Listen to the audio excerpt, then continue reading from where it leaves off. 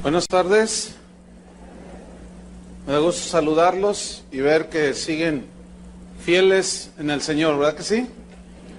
Pues hemos andado todo este tiempo haciendo la obra de Dios, visitando algunas casas de oración y mirando otros campos donde vamos a iniciar otras casas de oración.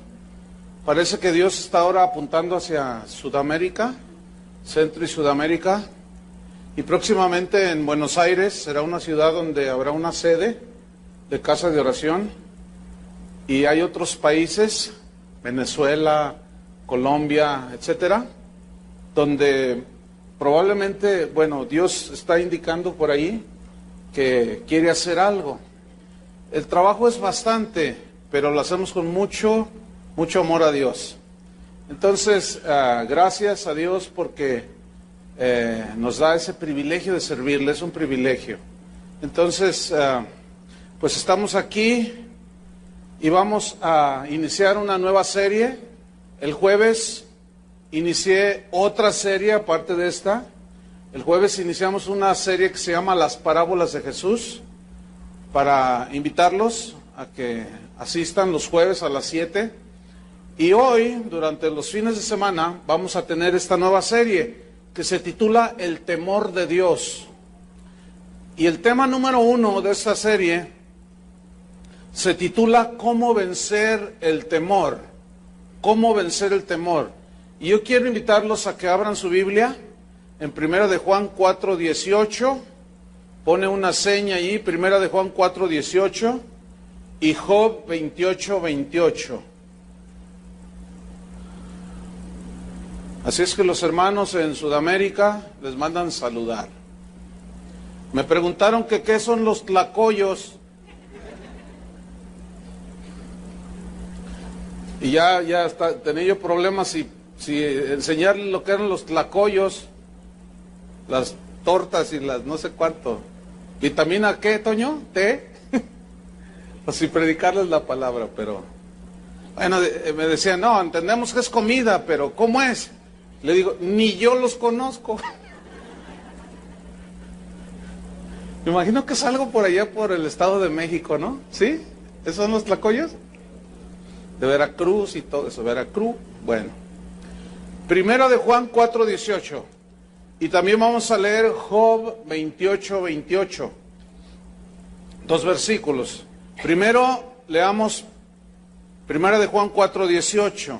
Y dice así: en el amor no hay temor, sino que el perfecto amor echa fuera el temor, porque el temor lleva en sí castigo, de donde el que teme no ha sido perfeccionado en el amor. Ahora vamos a Job 28:28.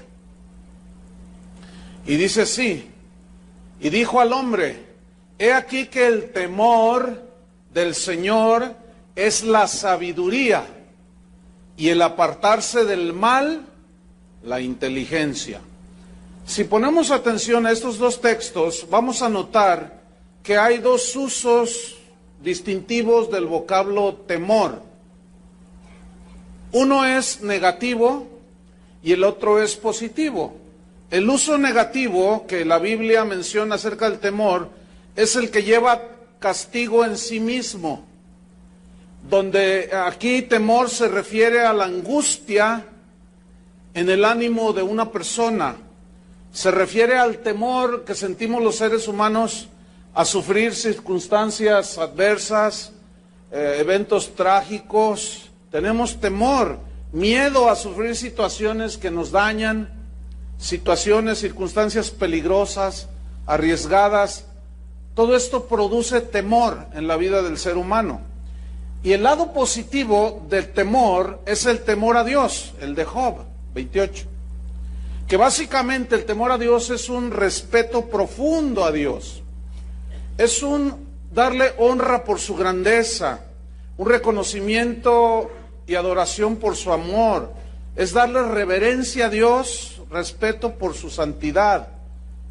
Job dijo, he aquí el temor del Señor es la sabiduría. Entonces notamos que tiene dos implicaciones la palabra temor, una positiva y otra negativa.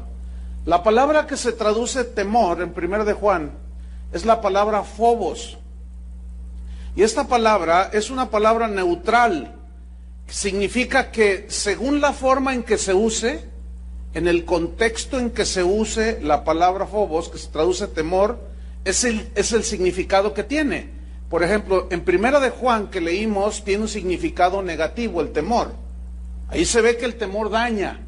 Pero en Job vemos el lado positivo del temor, que produce reverencia a Dios, produce sabiduría, inteligencia y nos guarda de pecar.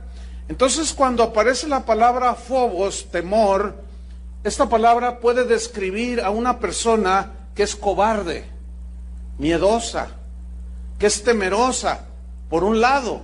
Pero la palabra temor también describe a un hombre o una mujer que es piadosa, que ama y respeta y honra a Dios.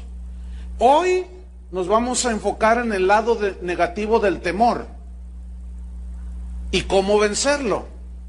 Porque toda la serie que va a seguirnos, vamos a desarrollar el lado positivo del temor, pero del temor a Dios, que es en sí el centro de la serie. Entonces, nos vamos a enfocar en el lado negativo del temor y cómo vencerlo. Ok. Sin temor a equivocarme, creo que todas las personas, todos, de alguna u otra manera, hemos sido afectados por el temor negativo, ¿sí o no? ¿Han sentido alguna vez algún temor? Hay gente que tiene un temor pavoroso al futuro. Se sienten inseguros. Otros tienen temor de perder su trabajo, y más en estos tiempos. Y siempre están pensando en, ¿y qué haría si pierdo mi trabajo? Y viven temerosos. Otros tienen temor constante a los desastres naturales. Miran a todos lados y por todos lados son desastres naturales. Hay jóvenes que tienen temor al fracaso en el matrimonio y rehúyen casarse. Otros tienen temor a la muerte, que no los deja ni dormir siquiera. Y un etcétera interminable de temores que los seres humanos de alguna u otra manera experimentamos. Y no es para menos. Hay muchas razones por el cual, humanamente hablando, los seres humanos estamos temerosos. Por ejemplo, los discípulos, en una ocasión estaba Jesús hablando con ellos y les dijo, ¿ustedes han visto a las aves del cielo? Porque él nos notaba que estaban muy preocupados. ¿Qué comeremos? O sea, está hablando del futuro. ¿Y qué vamos a vestir el día de mañana? ¿Y qué vamos a hacer mañana cuando suba el precio de la gasolina y todo eso? ¿Qué vamos a hacer? Y estaban ellos preocupados, de igual manera como nos preocupamos hoy. Y Jesús les dijo, miren, ¿han visto las aves del cielo? Y ellos, pues sí las hemos visto. Dice, bueno, todas ellas las alimenta vuestro Padre. Hoy en la mañana que venía por Lázaro Cárdenas, vi un espectáculo que pocas veces he visto aquí dentro de la ciudad. Lo que sucede es que había una parvada, no sé si eran millones, no sé cuántos los vieron en la mañana, una parvada de pajarillos, de esos negros. Pero se veía una nube, yo dije, ay, ¿qué es eso? Y como se movía, y yo venía bajando por Lázaro Cárdenas, y se miraba así, fácil, yo creo que abarcaba más de 1 kilómetro, la nube, era una cosa impresionante. Y se pararon todos ahí aquí en la unidad deportiva López Mateos. Y estaba ahí todo el montón de pájaros, y se oía que cantaban y todo. Ni uno de esos está pidiendo limosna. Ni uno de esos está preocupado qué va a comer mañana, qué va a desayunar, ninguno de ellos. Y Jesús les dijo, ustedes valen más que los pajarillos. Vean las flores del campo. Si Dios las viste así, ni Salomón se vistió así, Dios las viste así, ¿no hará con vosotros mucho más, hombres de poca? Y se lo sabe. Fíjese, se sabe el texto, pero ¿cuántos les falta la fe y están preocupados por el futuro? Ahí nos damos cuenta de una cosa, que los temores a los hijos de Dios desgraciadamente también nos inundan. Cuando somos presas del temor negativo, somos atormentados, hermanos. Desfallecemos ante el temor. Nos sentimos intranquilos, inseguros. Y vamos a ver 3 razones del por qué aún los cristianos caemos prisioneros del temor negativo. Pero vamos a ver también cómo la Biblia nos dice acerca de cómo vencer ese temor negativo. La primera razón del por qué caemos prisioneros del temor negativo es por falta de fe. Por falta de fe. Por falta de confianza en Dios. Y si la hierba del campo que hoy es y mañana se echa en el horno, Dios la viste así, ¿no hará mucho más a vosotros, hombres de poca fe? ¿Cuál es el asunto allí del afán desmedido, del temor del mañana, del qué voy a comer, qué voy a vestir? Falta de fe. ¿Y qué es fe? La definición más sencilla de fe es confianza total en Dios. Eso es fe. Quiero que note qué palabra tan pequeñita, solo 2 letras. Fe. Pero encierra todo. Porque sin fe es imposible agradar a Dios. Y por fe somos salvos. Fíjate, fe en el sacrificio de Cristo nos salva. Esto de la fe es impresionante. Una palabrita tan pequeña. Y dice, ¿no hará mucho más con vosotros, hombres de poca fe? Entonces, poca fe, o fe casi nula, o falta de confianza en Dios, produce que nosotros caigamos prisioneros de muchos temores. En Hebreos 10:35 al 36 dice, no perdáis pues vuestra confianza o fe, que tiene grande recompensa, porque os es necesaria la paciencia, para que habiendo hecho la voluntad de Dios, obtengáis la promesa. Fíjate cómo dice, no perdáis vuestra confianza, vuestra fe en Dios.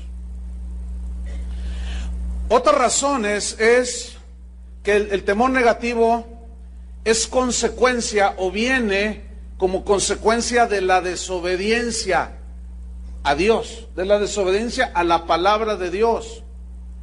Y otro es la rebeldía hacia Dios. Deuteronomio 28, vaya abriendo su Biblia.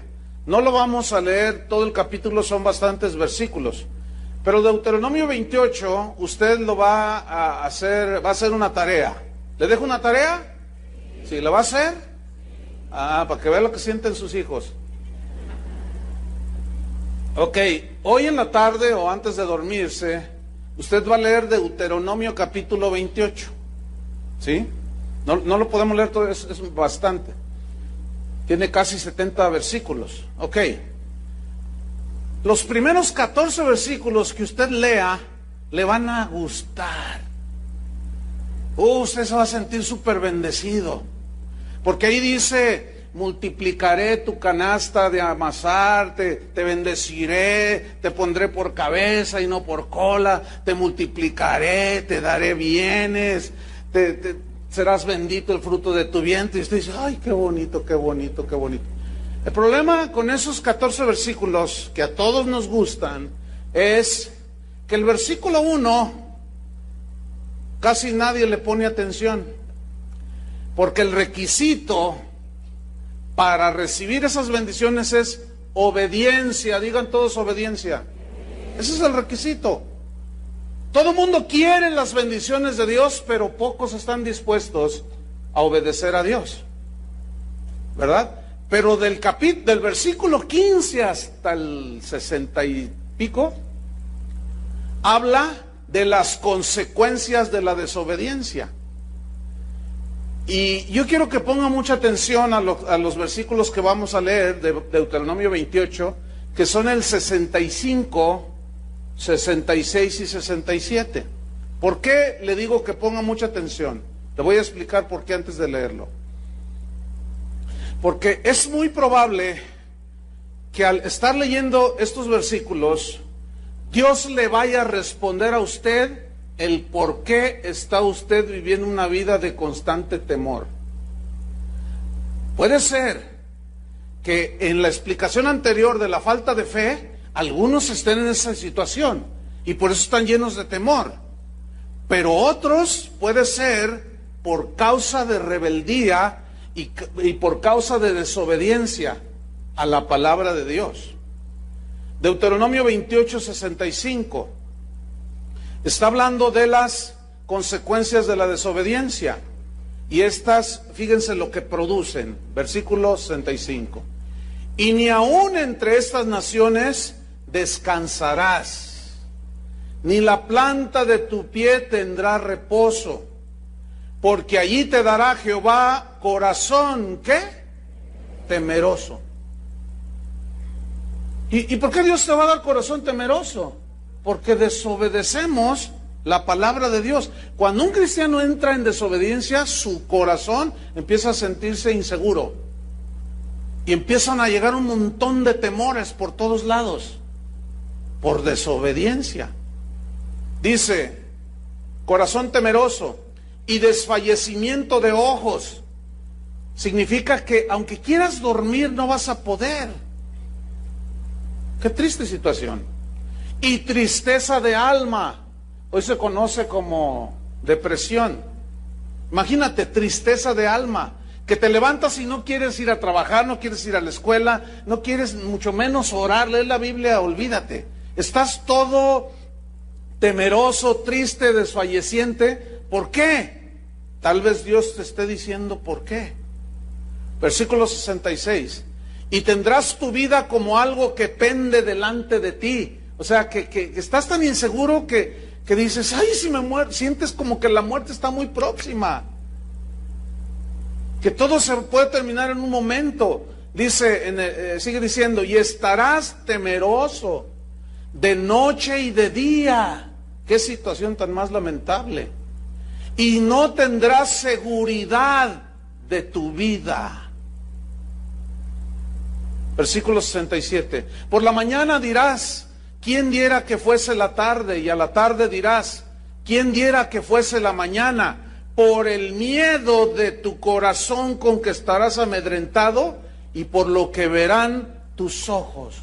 Noten que el miedo, el temor, viene como consecuencia de, ¿qué? Desobediencia y rebelión a Dios. Probablemente Dios ha estado hablando a tu corazón día tras día de algunas cosas que tienes que ajustar. Otras cosas tienen que ver con el pecado. Y seguramente Dios ha estado hablando a tu vida, deja esto, y tú no lo has dejado. Entonces, poco a poco te has ido inclinando hacia esta situación. Por más que luchas y pides oración, no tienes paz en tu corazón. Te levantas y como si no durmieras, te levantas todo cansado, todo sin ganas de nada, te sientes triste, deprimido y dices, ay, ya Dios me abandonó. Y al primero que le echas la culpa de tu desobediencia es a Dios. Qué triste situación. Entonces cada uno analice cómo está su corazón. ¿Tienes completa paz o hay inseguridad? Hay temores, miedos. Por otro lado, el temor negativo tiene otro aspecto. Negativo, por supuesto. Y es que el temor es contagioso. ¿Se acuerdan cuando el asunto de esa gripe influenza? ¿Cómo había un montón de medidas de higiene para prevenir el contagio de esa gripe agresiva? Y que lávese las manos y que no le salude y que de mano a la persona y láveselas cada rato y póngase antibacterial y no le dé beso y quién sabe cuánta cosa. Todo para prevenir ¿qué? El contagio. Ahora, cuando usted habla con una persona, que seguramente ha hablado con alguna, si es que usted no es el que está en esa situación, y usted habla con una persona que está insegura, no tiene paz, no está descansada, no siente la seguridad aunque viene a la iglesia, y está toda así, mira, de mírame y no me toques, y empieza a hablar con usted. Si usted no está firme y usted no le habla con la palabra y ubica a esa persona en la palabra de Dios, lo va a contagiar. Y al rato va usted con la otra comadre, ay, fíjate que vino la hermanita Cholita y me dijo que fíjate, ay, sí es cierto, ay, no, ay, Dios mío, Dios nos ampare, ay, pero es que ya no sabe uno ni qué hacer. Y empiezas con una de temores y se te contagió. Tú ibas caminando bien en los caminos de Dios, pero vino un desobediente o un rebelde o un falto de fe y te contagió. Y empezaste a hablar igual que él, con falta de fe, en rebelión. Sí, ahí dice, pero ¿a poco que no sé cuánta cosa? Y te comenzaste a rebelarte. En ese momento entraste en una situación bien peligrosa, de desobediencia y de rebeldía, y de falta de fe. Y los temores comenzaron a llegar. Y empezaste a decir, ¿y si me corren del trabajo? ¿Y si mi hijo se mete a las drogas? ¿Y si mi hija se la roban? ¿Y si me secuestran? ¿Y si me esto? Una de temores que vives una vida miserable. Lo más triste de esto es que Jesús, diciendo que vino a darnos vida y vida en abundancia, esa vida en abundancia se refiere a la vida espiritual de calidad. Porque la vida del hombre no consiste en la abundancia de los bienes materiales que posee. Cristo no se refería a ese tipo de vida que hoy enseñan algunos. Se refería a la calidad de vida espiritual que tú vives en tu hogar y en tu interior. ¿Hay paz en tu hogar? ¿Hay armonía en tu hogar? No estoy diciendo que no haya problemas, los hay, pero cuando los hay, pides perdón y se restablece la paz. ¿Cómo viven? Alguien ha dicho, no, nosotros vivimos como perros y gatos, nomás peleándonos. No hay paz, ¿verdad? La señora toda insegura y gana más y pide otro aumento y quiero más y quiero más. Y el otro, ya no doy más, dice el otro pobre. Pues me voy a meter a trabajar. Y los niños, pues ahí se los dejamos a la vecina. Es que si no, ¿qué vamos a hacer? Y es horrible, hermanos, esa vida. Pero lo más terrible es que cristianos entren en ese nivel tan paupérrimo de vida espiritual. Es increíble que muchos cristianos estén contagiados. También la rebeldía se contagia, también la desobediencia se contagia, y se contagia la falta de fe. Hay una historia en Números 13, si va buscando su Biblia, usted la va a abrir en el capítulo 14 de Números. Números 14, pero déjeme narrarle así brevemente. Esta luz está fallando, ¿no le hace que la apaguen? Mejor, porque ya parece que estamos en el aeropuerto. Entonces me hago así un poquito, así, ahí está, ¿verdad? Entonces, Números 13, allí narra una historia muy interesante. Resulta que Dios le dice a Moisés que les va a entregar la tierra. ¿Ha oído eso de la tierra prometida? Y Dios le dijo, mira Moisés, es una tierra como ninguna. En esa tierra hay mucha agua, hay mucho fruto, hay mucha comida. Es una tierra que fluye leche y miel. Es una expresión hablando de que hay de todo, ¿sí? Hay alimento, hay dulzura, hay descanso. Una tierra en la que todos quisiéramos vivir, ¿no es cierto? Bueno, y los tabasqueños dicen, pues vente a vivir acá, dicen.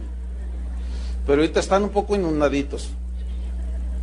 Pero Dios le dice a Moisés, ok, te voy a entregar esa tierra, pero ustedes tienen que poseerla.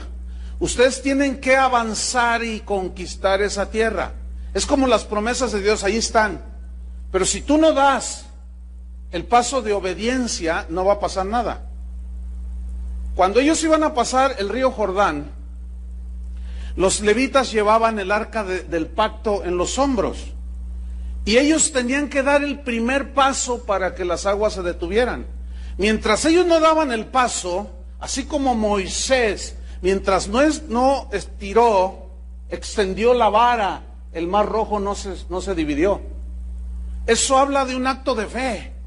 Pueden imaginarse Moisés yendo con Dios. Señor, están los egipcios allá y está el mar acá. Y Dios le responde, no me hables a mí, no me digas nada. Ve, párate enfrente del mar y extiende la vara. Ahora, hagan algo de imaginación. Moisés dice, ¿la vara? Bueno, así no dice, ¿eh? Así no dice la Biblia. Pero imagínenselo, ¿eh? Diciéndole a Dios, que le haga así y se extiende y se abre. Sí, eso es lo que te estoy diciendo. Pero Señor, es que eso va en contra de mi razón. Moisés no discutió con Dios. Y ese es el problema con nosotros. La Biblia dice, la mujer sométase al marido. Y ahí están las señoras, ¿pero por qué? ¿Pero por qué? Y por eso hay tantas broncas en tu familia. Pues el hogar está de cabeza. Entonces Moisés, ¿qué hizo Moisés? Va y se para enfrente del Mar Rojo, extiende la vara. Mientras no la extendió, mientras que los levitas no dieron el paso de obediencia en fe, no pasó nada. Y así están muchos de ustedes, saben muchos versículos de la Biblia, saben muchas cosas de Dios, pero no obedecen. No tienen plena confianza en Dios. No dan el paso de obediencia y no sucede nada. Por eso están estancados algunos. Entonces, finalmente Moisés escoge a 12 y los envía. Reconocen la tierra. Dice la Biblia en el capítulo 13 que trajeron una prueba de los frutos que había ahí en la tierra. Dice que trajeron unos racimos de uvas. Eran tan grandes que tuvieron que ponerlos en garrotes, en palos, y los trajeron así en el hombro. Entonces dieron el reporte y dijeron, es una tierra maravillosa, fluye leche y miel, hay mucha agua, hay muchas cosas preciosas, la tierra está maravillosa, pero había unos gigantes. Y esos gigantes nos miraban y nosotros nos sentíamos como langostas. Y dijimos, no, esta tierra estará muy exquisita, pero nos van a hacer polvo. Y empezaron a dar el reporte a Moisés y el pueblo escuchando, ¿eh?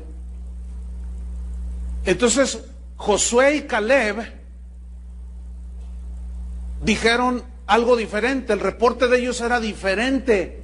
Ellos dijeron, sí, es cierto que hay gigantes, pero Dios está con nosotros, nos entregó la tierra. Dios está con nosotros y nosotros podemos más que ellos. Y los otros, pero no, es que si vamos, nos van a hacer polvo. Y estaba ahí, fíjense, la rebeldía, la desobediencia, el temor estaba siendo contagiado en toda la congregación de Israel. Y vamos a ver el capítulo 14. ¿Qué sucedió? Porque decían, no, sí es muy buena la tierra, pero es tierra que traga a sus moradores. Entonces la gente, mira lo que hicieron en el capítulo 14, versículo 1. Dice, entonces toda la congregación gritó y dio voces, y el pueblo lloró aquella noche. Ahí estaban todos llorando, fíjate nada más. Y se quejaron contra Moisés y contra Aarón, todos los hijos de Israel. Y les dijo toda la multitud, ojalá muriéramos en la tierra de Egipto o en este desierto, ojalá muriéramos. No, qué pueblo de Dios tan más victorioso. Ojalá muriéramos, decían. ¿De qué sirve haber salido de Egipto? Fíjate el versículo 3. ¿Y por qué nos trae Jehová a esta tierra para caer a espada? Fíjate, le están atribuyendo a Dios. ¿Por qué Jehová nos trae a esta tierra para caer a espada? Y que nuestras mujeres y nuestros niños sean por presa. Y preguntaban, ¿no sería mejor volvernos a Egipto? A mí me preocupa mucho cuando escucho cristianos que dicen, pastor, no sé qué me pasa, estoy desconcertado, porque antes de que yo me hiciera cristiano, yo estaba mejor, dicen. Pues regrésate.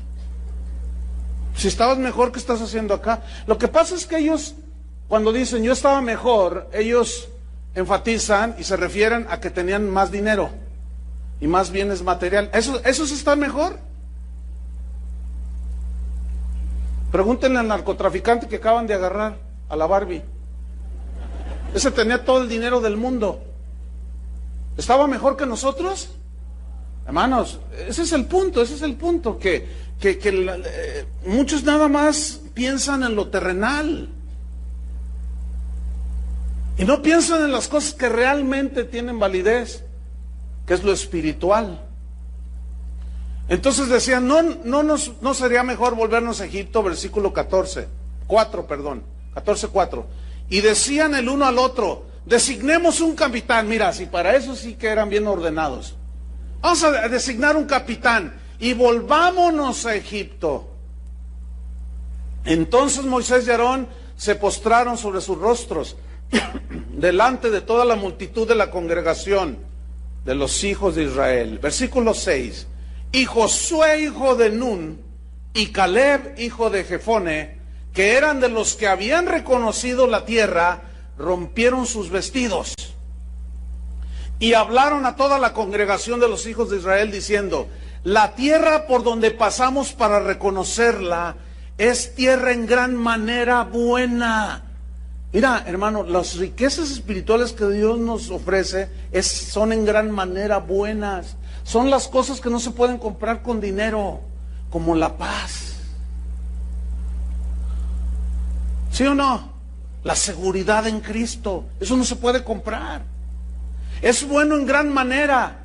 Y esa tierra, ellos la estaban despreciando por miedosos, porque no querían dar el paso de fe porque vieron gigantes. Entonces dice, esa tierra es en gran manera buena. Versículo 8. Si Jehová se agradara de nosotros, Él nos llevará a esta tierra y nos la entregará. Tierra que fluye leche y miel. Aquí está el punto en versículo 9. Por tanto, no seáis rebeldes contra Jehová. ¿Por qué estaban llenos de temor? Porque se rebelaron contra la palabra de Dios.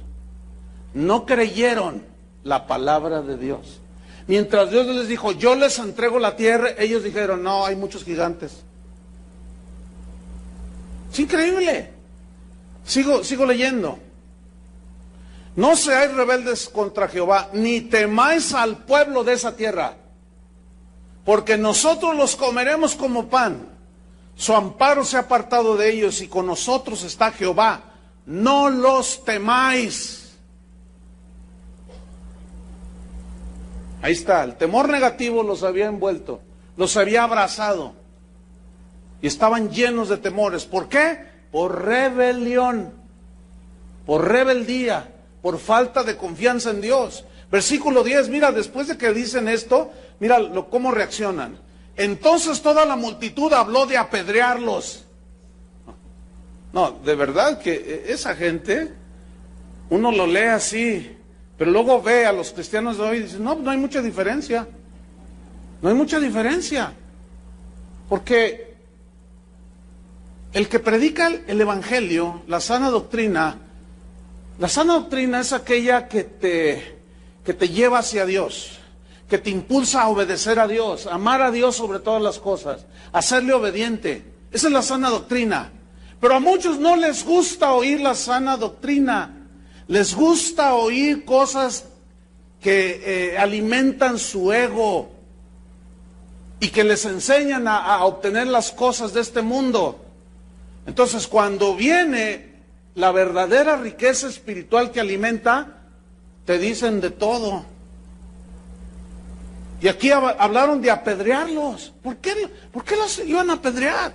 Porque en realidad ellos nada más estaban viendo su propio gusto.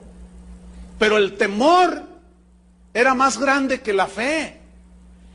Y eso los llevó a rebelarse y a la vez era un círculo vicioso. Es muy probable que la condición en la que algunos de ustedes estén, de intranquilidad, de insatisfacción, sea producto de la desobediencia.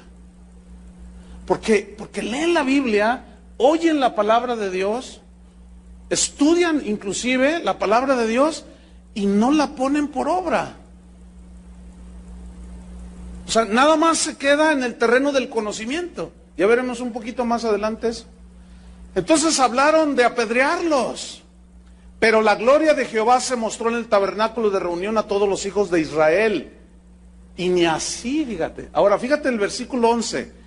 Y Jehová dijo a Moisés, mira lo que le dijo, pon atención. ¿Hasta cuándo me ha de irritar este pueblo? ¿Qué sucede cuando alguien que dice que es su hijo desobedece a Dios? Mira, te lo voy a responder con esto. Cuando tú le dices a tu hijo una vez, 2 veces, cierta orden y no la hace, ¿cómo reaccionas tú? Con enojo, ¿no es cierto? Y con molestia. Es la tercera vez que te lo dije, y ya. ¿Sí o no? Bueno, si un padre, ¿qué padre es aquel que su hijo no disciplina? ¿Cuánto más Dios? A sus hijos. Entonces, ¿qué está diciendo Dios? ¿Hasta cuándo me ha de irritar este pueblo? Y todavía hace una pregunta. ¿Hasta cuándo no me creerán? ¿Ven? ¿Hasta cuándo no me creerán? Hay gente que dice, que va a las iglesias y dice, se me hace que ya Dios me abandonó. Se te hace. Fíjate nomás. ¿Qué frase? Tan llena de fe, de convicción. Se me hace que ya Dios me abandonó. Sí, ¿y por qué? Pues es que le pido y no pasa nada. Es que el cristianismo no es le pido. Eso no es el cristianismo. Eso es la religión de los santos pediches. Eso no es el cristianismo. El cristianismo es obediencia a Dios. Amar a Dios sobre todas las cosas. Obedecerle a Él. Y sí oramos y pedimos. Pero a veces nos responde y a veces no. Y si nos responde, pues qué bien. Y si no, ¿qué? Pues también debería de ser, ¿no? El problema es que no lo vemos así. Entonces decimos, es que yo oro y le pido y Dios no me contesta. Es que Dios a mí no me oye. Ya no me quiere, dicen. Qué triste es oír hablar así a los hijos de Dios. Y Dios se molesta, se enoja. ¿Hasta cuándo me creerán? Y la misma pregunta nos hace el Señor, ¿hasta cuándo me van a creer? ¿Hasta cuándo me vas a creer que si no respetas a tu esposa, yo no escucho tus oraciones? ¿Qué nos dice eso, Pedro?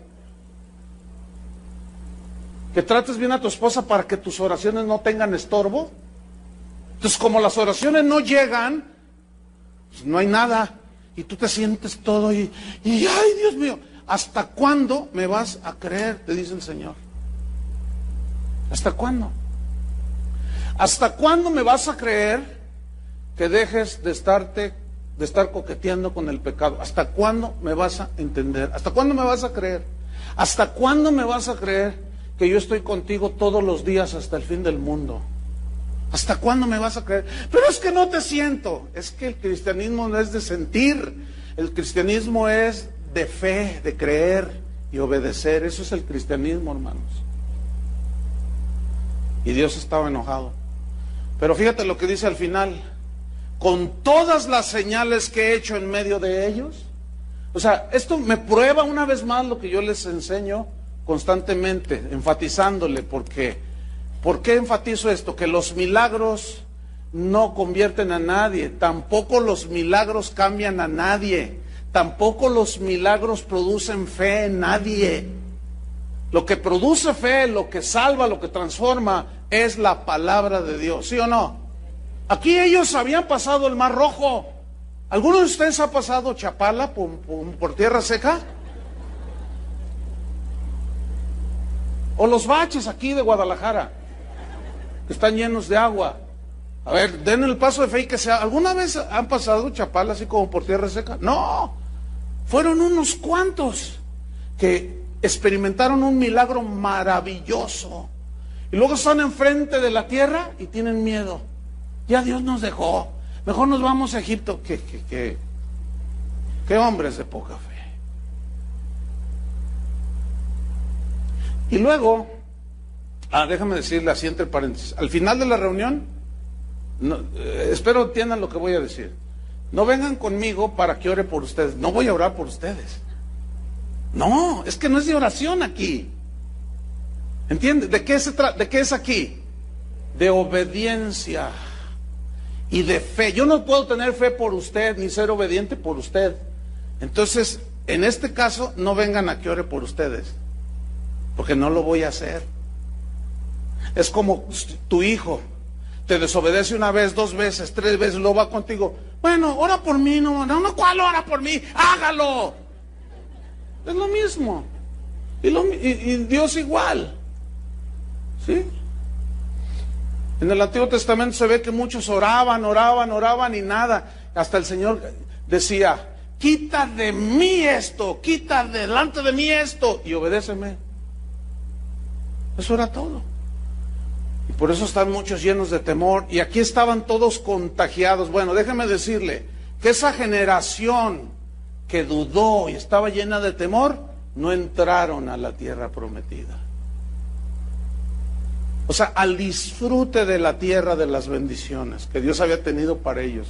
Usted puede ser salvo, pero vivir aquí en la tierra una vida mediocre, pero en grado superlativo, O sea, porque la salvación es por fe, ¿sí? Y la salvación es un acto de usted se arrepiente y por gracia, por medio de la fe somos salvos. Pero ya cómo está viviendo o cómo va a vivir su vida cristiana, ese es otro asunto. ¿Me estoy explicando? O sea, ¿cómo vive usted su vida cristiana? Ese es el punto. ¿Usted tiene paciencia para heredar las promesas? ¿Usted está siendo obediente para ser transformado a la imagen de Jesús? ¿O lo llena el orgullo, la vanidad, el deseo de reconocimiento y tantas cosas que son de la carne? Es obvio que cada quien entonces escoge el estilo de vida que vive. O sea, como usted vive, ahorita ya vamos a suponer que todos son cristianos. Como usted vive, es lo que usted decidió. Así como usted vive, es como usted decidió vivir. El otro día hablaba con una persona, ahora que andaba ya en otro país, y pues yo lo conozco de años, a un joven. Y yo sabía que este joven tenía problemas con su hermano en la carnal.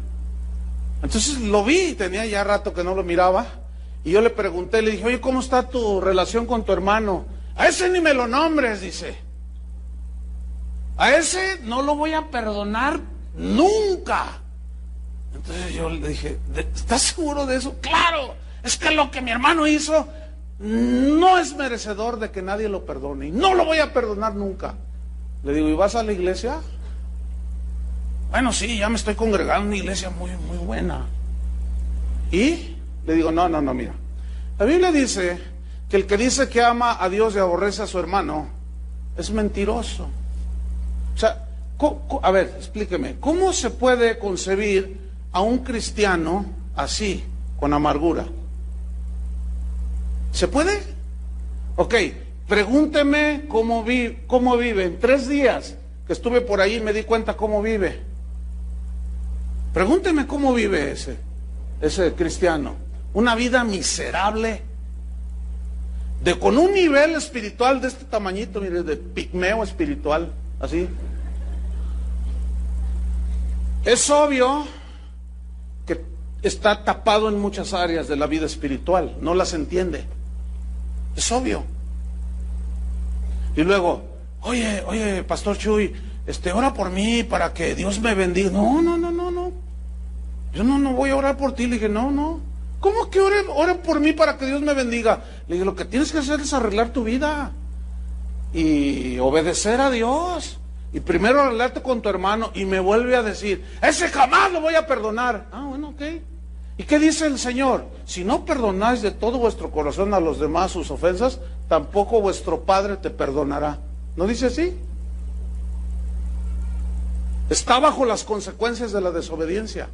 Ahora, pregúntenme si está lleno de temores. En una hora que platiqué con él, está lleno de temores que le roben el auto, que le secuestren a su hijo, que le roben a la esposa, que lo corran del trabajo. En una hora me di cuenta, Casi los contaba yo, 17 temores, 18, 19, 20, 21. Pero yo tenía una coraza alrededor de mí para no contagiarme. Pero ¿saben qué sucedió? Llegó un momento en que ya le dije, bueno, ahí nos vemos. No, espérate, le dije, no. ¿Saben que yo ya no le dije nada de la palabra de Dios? ¿Saben por qué?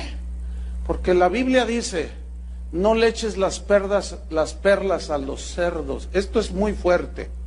Las perlas son las riquezas del Evangelio. No sea que las pisoteen y después se vuelvan en contra tuya. A los discípulos les dijo, ya, no les diga nada, ya. Sacudan el polvo de sus pies. Y me levanté y le dije, bueno, ahí nos vemos. Oye, pero no. Oye, ¿cómo puedes estar hablando con alguien que te dice, yo nunca voy a perdonar a mi hermano? ¿Cómo puedes seguir hablando con él? No. Dice, no, ahí nos vemos. Y no oré por él. Porque no es un asunto de oración, ¿entienden? Es un asunto de que él está amargado contra su hermano. Otros contra su papá, otros contra su mamá. Entonces, cada uno vive la vida que escogió vivir.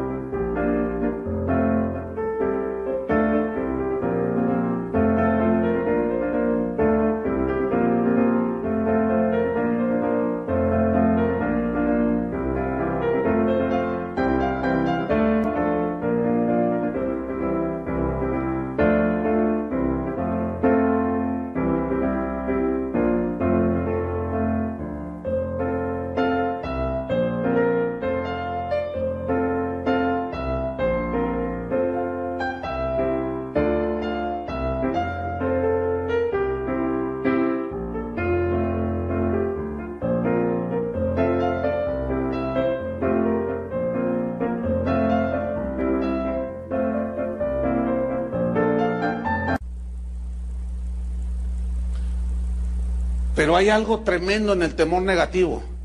Es tan destructivo que inclusive a algunos les impide salvar su alma de la condenación del infierno. Abran su Biblia en Apocalipsis 21, versículo 8. Y con mucha atención vamos a leer este versículo, Apocalipsis 21, 8.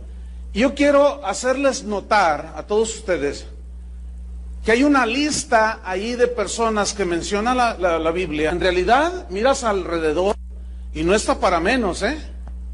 El asunto aquí en que la diferencia entre ustedes que están aquí y los que están afuera, que no son creyentes, la gran diferencia es que tú eres creyente.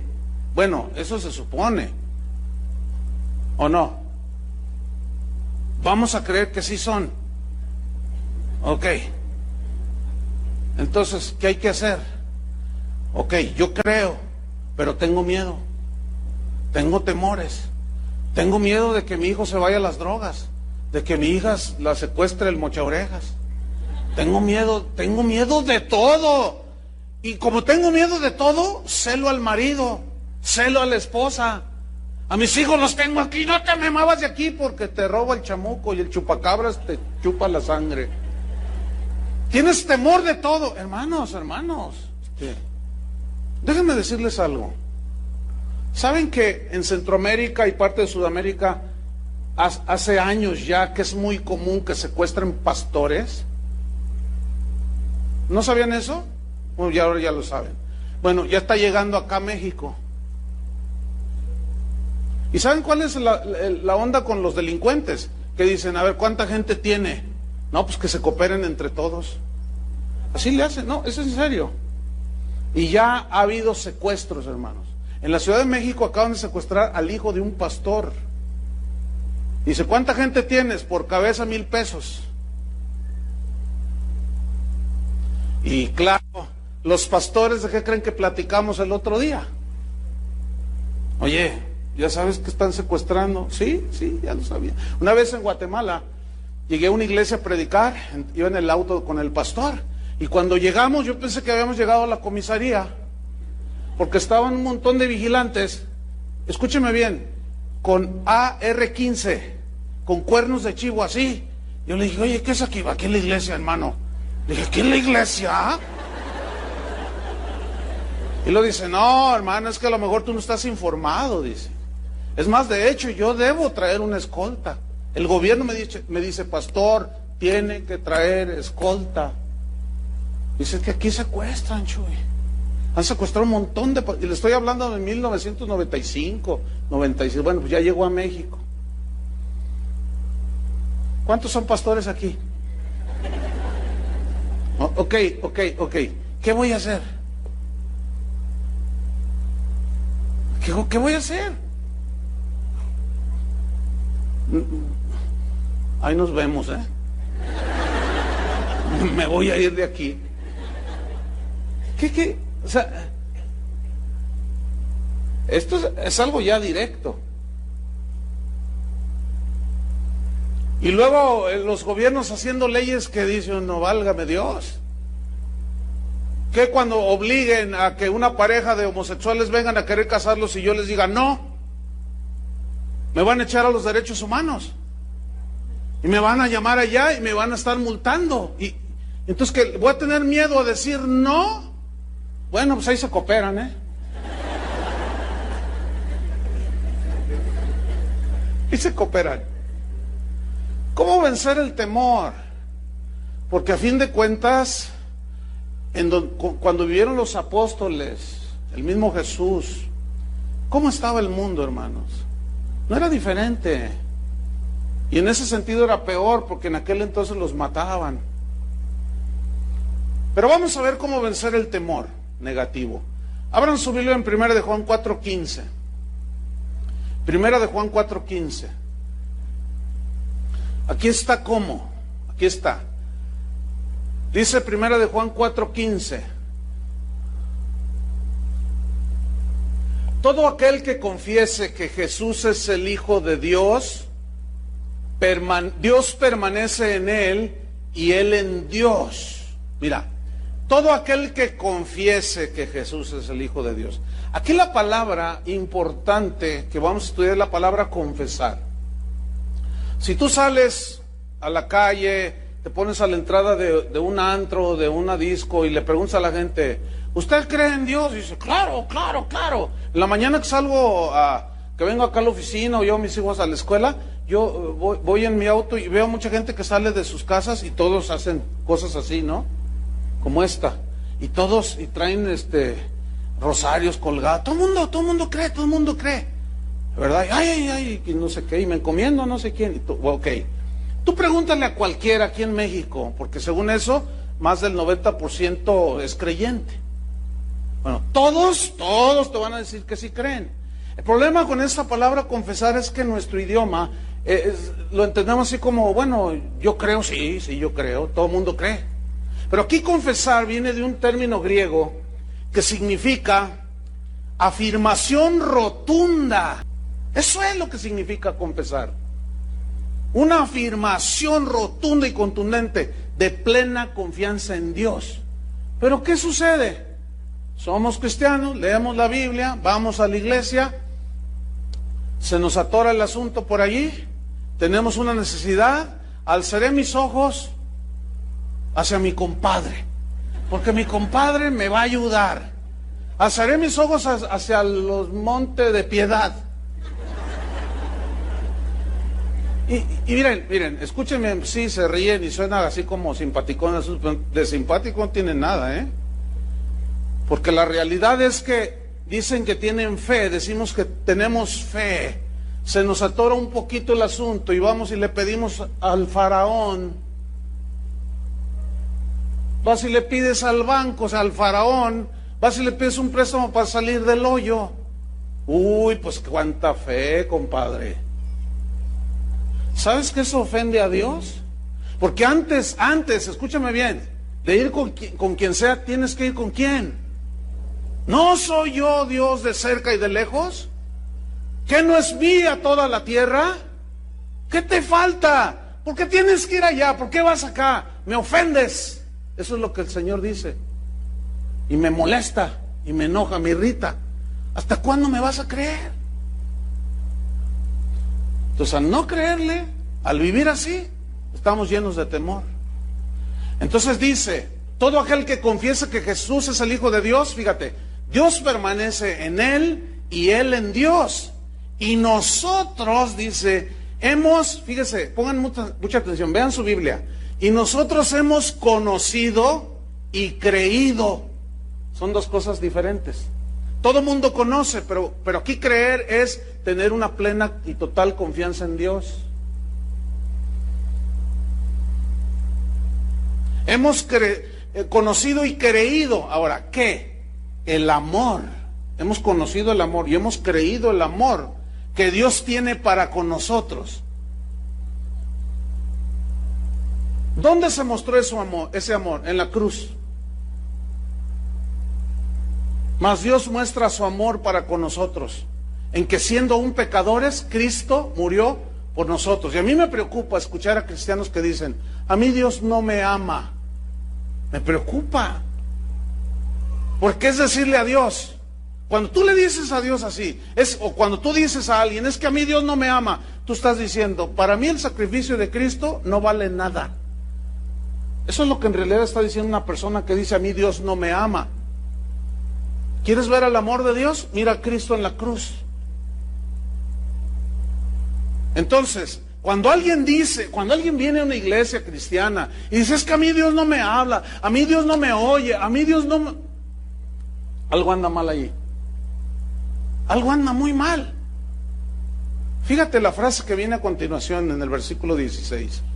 Es hermosísima esta frase. Dice, Dios es, ¿qué? Amor. ¿Qué frase, no? Dios es, ¿qué? Amor. Y luego dice, y el que permanece en amor o en Dios, en el amor de Dios, permanece en Dios y Dios en él. Yo quiero que ustedes noten que en este versículo 15 y 16 menciona varias veces la palabra permanecer. Permanece, permanece, permanece. Y ¿por qué tanto énfasis en permanecer? Para nosotros escuchamos permanecer y decir, bueno, pues permanecer, estar allí. Pero en el griego viene de un término meno, que significa vivir, significa morar, significa permanecer, estar allí permanentemente, sin moverse. ¿Sabes qué es lo que hace que tú permanezcas sin moverte, permaneces inamovible en Cristo? ¿Sabes qué es lo que hace? La fe. ¿Cómo viene la fe? Por el oír. ¿El oír qué? La palabra de Dios. Ahora, Jesús dijo en Mateo 7, dijo, todo aquel que oye la palabra de Dios y la hace, la hace. Hemos creído, hemos conocido y creído. O sea, al hacerla, al obedecerla, estás demostrándole a Dios que le crees, que lo que Él dice es verdad. Entonces, el que oye mi palabra y la hace, le voy a comparar a un hombre prudente, sabio, que edificó su casa, ¿sobre qué? Sobre la roca. Escuchen bien. Y vinieron los ríos, como el del río Santa Catarina en Monterrey. Habían de ver, yo fui después del asunto que sucedió, es una devastación total, impresionante, y vi las imágenes en la televisión. Muchas puentes se cayeron, pero fíjate, hubo una edificación, hasta se veían en las fotografías, hubo una edificación de una casa que tenía unos cimientos bien sólidos, y estaba en pie esa casa. Estaba socavado, pero estaba en pie esa casa. Todo era cuestión de fundamentos. ¿Cómo fundamentamos en nuestra vida cristiana? Obedeciendo la palabra de Dios. Porque vienen los ríos, dan con ímpetu contra aquella casa y no cayó. Permaneció firme y sólida. Pero el que oye la palabra de Dios y no la hace, ¿por qué no la hace? Por rebeldía, por falta de fe, por obstinación, por desobediencia. Oye y no hace. No cree que lo que está diciendo Dios es verdad. El juicio ¿Por qué dice que tengamos confianza en el día del juicio? La respuesta está en los versículos, en las palabras que siguen. Porque como Él es, así somos nosotros en este mundo. Jesús es puro y santo. Cuando una persona se arrepiente y lava sus pecados en la sangre de Cristo, ¿cómo nos ve? Santos. ¿Sí o no? Eso dice la Biblia. Entonces, así como Él es, nosotros somos en este mundo. ¿Cómo nos ve Dios? ¿Cómo estamos? ¿Cómo somos? Santos, limpios. Ya nuestros pecados fueron lavados en la sangre de Cristo. Un día vendrá el juicio. Y no debemos de tener temor a ese juicio final. ¿Por qué? Porque nuestros pecados ya fueron juzgados en la cruz del Calvario. Espero estén entendiendo. Porque de ahí se deriva lo demás. Entonces, miren, para irnos sobre el final, versículo 18. En el amor de Dios, permanecer en Él, no hay temor. No hay temor a la muerte, no hay temor al futuro, no hay temor a los desastres, no hay temor, sino que el perfecto amor de Dios echa, ¿qué echa? Fuera, ¿qué? El temor. ¿Cuál es el punto? Obediencia. Fe, obediencia. Eso te sustenta. Sino que el perfecto amor, o sea, que tú ya sabes que Dios te amó y si nos dio a su Hijo, nos da también todas las cosas. Entonces, cuando nosotros creemos lo que Él nos dice en su palabra, nosotros estamos creyendo que nos lo dice por amor. Y si yo obedezco, permanezco en su amor. Y ese amor a Dios y a su palabra es lo que echa afuera, ¿qué? El temor. Espero estén entendiendo. No vamos a poder avanzar en la serie El temor de Dios si primero no tratamos este punto. Porque ¿cómo vamos a implantar el temor de Dios en los cristianos, el lado positivo del temor, si están llenos de temores? Primero hay que estar libres de temor. Y ahí está ya. Permanecer en Dios, obedecer a Dios, tener confianza plena en Él. El perfecto amor echa fuera el temor, porque el temor lleva en sí castigo, de donde el que teme no ha sido perfeccionado en el amor. ¿Cuántos reconocen que necesitamos seguir siendo perfeccionados en el amor? O sea, crecer todavía más. Pero no va a pasar nada, escúchenme bien, si no hacemos como Moisés, dar el primer paso de obediencia en fe. Entonces necesitamos descansar plenamente en el amor de Dios para erradicar el temor negativo de nuestros corazones. El Señor, Pablo decía, no habéis recibido el espíritu de esclavitud para estar otra vez en temor. Hemos recibido un espíritu que nos ha liberado. Si no han recibido el espíritu por el cual clamamos, Abba, Padre. Terminamos leyendo Salmo 121. Abra su Biblia. Entonces, hemos visto cómo el lado negativo del temor destruye. Nos destruye, hermanos. Pero el perfecto amor echa fuera el temor. Y vamos a ver el Salmo 121 para que veamos cómo la fe en la promesa de Dios, en la palabra de Dios, ahuyentan el temor negativo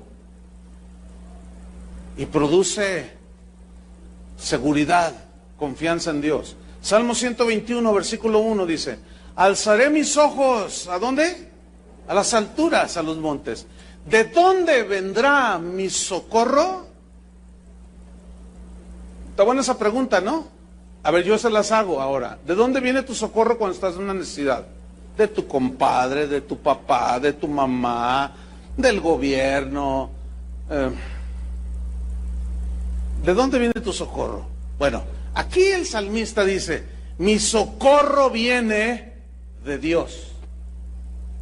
Pregunto, ¿de dónde viene tu socorro? Bueno, del salmista él respondía, mi socorro viene de Dios. No dice que viene del psicólogo, no dice que viene del pastor, no dice que viene del compadre, no dice que viene del Monte de Piedad, no dice que viene del Banco Santander, no dice nada de eso. Ahora, que Dios use a todos esos, ese es otro asunto. Pero ¿de dónde viene mi socorro? ¿Del tuyo? ¿El mío? ¿De dónde viene? Bueno, cada quien tiene una respuesta. ¿Sí? ¿En quién te estás refugiando para esperar el socorro? Bueno, mi socorro viene de Jehová, que hizo los cielos y la tierra. Mira el versículo 3, habla de protección. No dará tu pie al resbaladero, es tu sombra. A donde te muevas, Él está allí. Él hizo el cielo y la tierra. Y Él prometió estar con nosotros. Y eso a mí me produce una profunda seguridad, que a donde yo voy, Él está conmigo. El sol no te fatigará de día ni la luna de noche. Jehová te guardará de todo mal, Él guardará tu alma. Jehová guardará tu salida y tu entrada desde ahora y para siempre. Ahora, en alguna de esas salidas a lo mejor ahí quedamos. Bueno, de algo tenemos que morir. Pero, ¿de cuántos no nos ha librado el Señor? Y para finalizar, Salmo 91, nada más ese versículo, 1. Salmo 91, 1.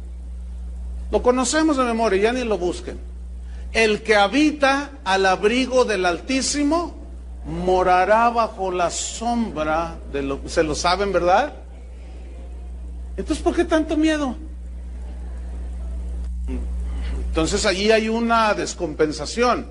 Se conocimiento, pero no lo creen. Porque ahí dice que el que habita al abrigo del Altísimo morará bajo la sombra del Omnipotente. En el hebreo, aquí esta frase, el que habita al abrigo, da una idea, el que habita está bajo la cubierta del Altísimo. Es decir, es como eso, déjeme ilustrárselo. Es como un paraguas. Hay un montón de paraguas, ¿no es cierto? Usted empieza a llover y usted compra un paraguas chino de esos de 10 pesos y usted lo acciona así, ¡tá! Y entonces se abre así y luego se hace así. Y usted se moja todo. Es un paraguas barato, mal hecho, no sirve para nada. Es úselo o medio úselo y tírelo. Pero hay otros paraguas.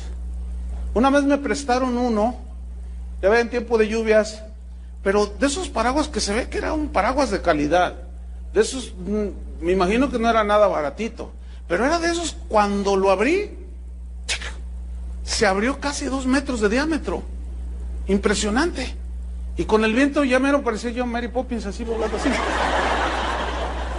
Impresionante. Entonces yo agarro aquel paraguas y está la lluvia. Escúcheme bien, ni los zapatos me mojé. Porque la protección era tal que a donde yo iba, ahí estaba la protección del paraguas. ¿Sí? Algunos de ustedes traen paraguas chinos. Están todos mojados, todos empapados, todos un desastre. ¿Por qué? Porque la cubierta, porque no saben habitar, permanecer bajo el abrigo del Altísimo. El que habita al abrigo del Altísimo morará bajo la sombra. Ahora ya esa sombra que te protege. Ahora Él ya es el que produce la sombra y te protege. Morará bajo la sombra del Omnipotente. Y diré yo a Jehová, esperanza mía y castillo mío, mi Dios, en quien confiaré. Oremos.